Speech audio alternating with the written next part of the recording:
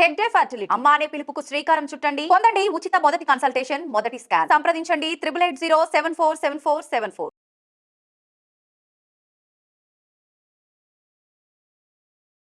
నేను మీ డాక్టర్ కుటుకుప్పల సూర్యారావు. గత 3 దశాబ్దాలుగా ఫ్యామిలీ మెడిసిన్ ప్రొఫెసర్గా, సెక్షువల్ హెల్త్ ఎక్స్పర్ట్గా, ఫిజిషియన్గా పనిచేస్తున్నాను. ఈరోజు యువత ఎందుకు పెళ్ళంటే ఇంట్రెస్ట్ చూపించట్లేదు అన్న విషయం మీద మాట్లాడినప్పుడు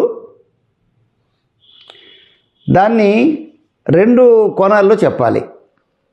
ఒకటి ఏంటంటే సైకలాజికల్ ఆస్పెక్టు, రెండోది ఏంటంటే సోషల్ ఆస్పెక్ట్. సైకలాజికల్ ఆస్పెక్ట్ అంటే ఏంటి? మనో ప్రవృత్తి, యువతలో వచ్చినటువంటి ప్రవృత్తి, వారిలో వచ్చినటువంటి మార్పులు. అలాగే రెండోది ఏంటి? సామాజికంగా వచ్చిన మార్పులు. ఈ 2 కారణాల వల్ల యువతలో ఇటీవల కాలంలో పెళ్ళంటే శ్రద్ధ తగ్గిపోయింది. ముఖ్యంగా ఒక ఫ్యామిలీ ఇంటర్నేషనల్ మెడిసిన్ అనేటటువంటి జర్నల్లో ఓ స్టడీ ప్రకారం లివ్ ఇన్ రిలేషన్స్కి ఎక్కువ వాళ్ళు ప్రాధాన్యత ఇస్తున్నారు. గతంలో ఎలా ఉండేదంటే నపుత్రస్య గతిర్నాస్తి అనేవారు, పుత్రులు లేకపోతే గతులు లేవు అనేవారు. ఇప్పుడు అటువంటి ఆలోచనలు ఏమీ ప్రజల్లో లేవు. పైపెచ్చు పెళ్లి చేసుకుని ఎందుకు బాధ్యతలు తెచ్చుకోవడం, పెళ్లి చేసుకుని ఎందుకు జీవితానికి కష్టాలు తెచ్చుకోవడం అన్న ధోరణిలో యూత్ ఉంటున్నారు. ఇంకొకటి ఏంటంటే జీ ఫ్యాక్టర్ అని, అంటే ఈ మధ్యకాలంలో సైంటిఫిక్గా ఆలోచించినటువంటి దానిలో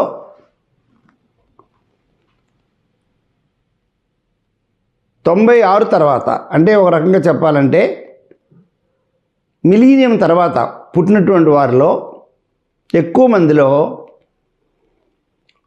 ఎమోషనల్ ఫ్రీడమ్ కావాలని, అలాగే స్టెబిలిటీ ఉండాలి ఉద్యోగులు అని చెప్పి, ఆర్థికంగా నిలదొక్కోవాలని, అప్పుడు దాకా ఎందుకు పెళ్ళి.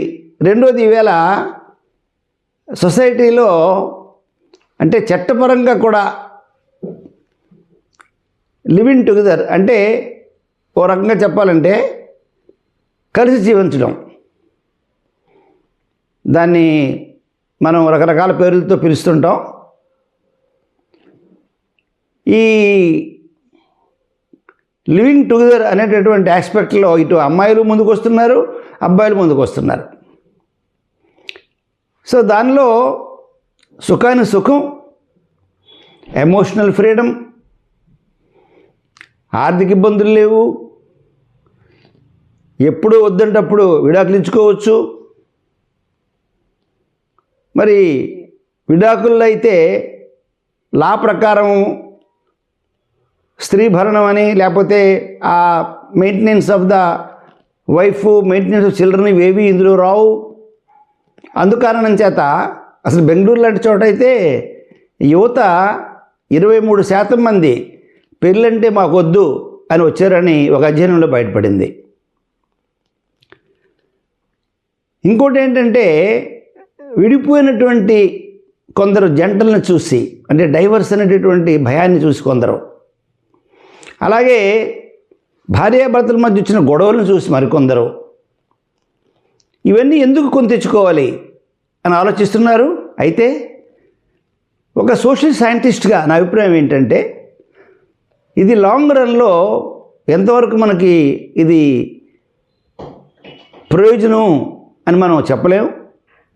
ఎందుకంటే ఈ 2000 తర్వాత ఈ గత 20 సంవత్సరాల్లో ఉన్నటువంటి పరిస్థితులు వేరే. మిలీనియం ఆఫ్టర్ మిలీనియం పరిస్థితులు అంటాం మనం. కాబట్టి నా సజెషన్ ఏంటంటే వయసులో మరొకరు తోడు అవసరం ఉండకపోవచ్చు, కానీ వయసు ముదిరిన తర్వాత అంటే వార్ధక్యం వచ్చిన తర్వాత భర్తకి భార్య తోడు, భార్యకి భర్త తోడు చాలా అవసరం.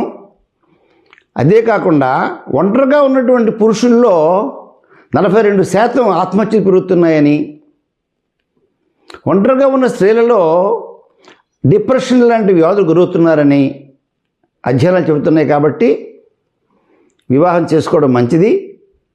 తప్పకుండా అది భవిష్యత్తులో అంటే మనలాంటి భారతదేశంలో అత్యంత గౌరవప్రదమైనటువంటి కుటుంబ వ్యవస్థ ఉన్న దేశంలో నేను మాత్రం యువత పునరాలోచించి పెళ్లి చేసుకోమని కోరుతున్నాను.